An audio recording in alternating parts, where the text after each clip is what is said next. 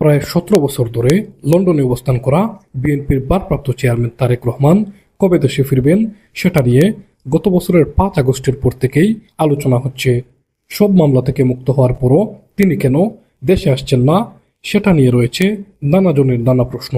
বিএনপির পক্ষ থেকে ইতিমধ্যে জানানো হয়েছে, নির্বাচনের তফসিল ঘোষণা হলেই দলটির ভারপ্রাপ্ত চেয়ারম্যান দেশে ফিরবেন। এর মধ্যেই তারেক রহমান নিজেই জানালেন তিনি শিগগিরই দেশে ফিরছেন। রবিবার রাজশাহী মহানগর বিএনপির দ্বিবার্ষিক সম্মেলনে লন্ডন থেকে ভার্চুয়ালি প্রধান অতিথির বক্তৃতাকালে তিনি এই কথা বলেন। নেতাকর্মীদের উদ্দেশ্যে তারেক রহমান বলেন, ইনশাআল্লাহ অতি শিগগিরই আপনাদের সঙ্গে সামনাসামনি সরাসরি দেখা হবে। প্রধান অতিথির বক্তব্যে বিএনপির ভারপ্রাপ্ত চেয়ারম্যান বলেন, দেশের অধিকাংশ মানুষ বিএনপির ওপর আস্থা রাখতে চায়।